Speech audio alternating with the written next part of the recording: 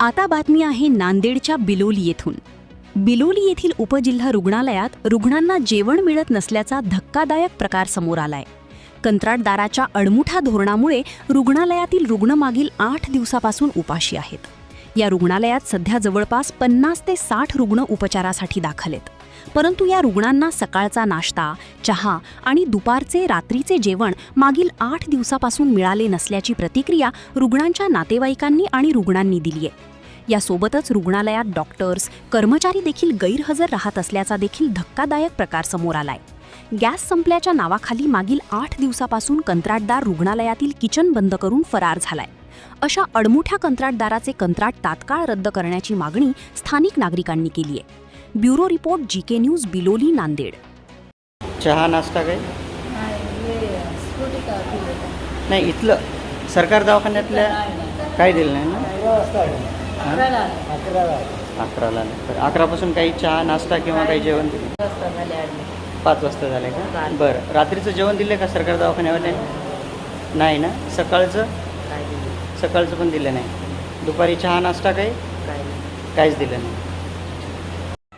नमस्कार, मी लक्ष्मीकांत कलमुर्गे, बिलोली, पत्रकार तथा सामाजिक कार्यकर्ता म्हणून काम करत असतो बिलोली शहरामध्ये।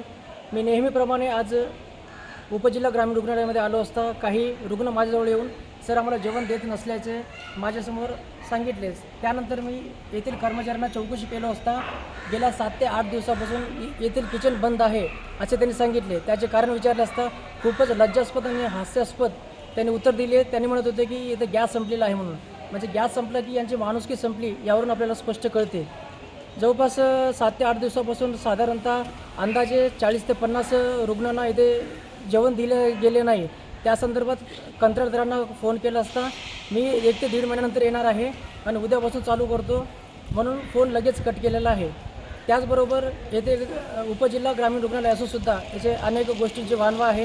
येथे औषधांचा तुटवडा असतो आणि येथील कुठलेही डॉक्टर मुख्यालयही राहत नाही आणि अनेक डॉक्टर येथून नांदेड, मुखेड, धर्माबाद, नायगाव तसेच निजामाबाद येथून ये जा करत असतात।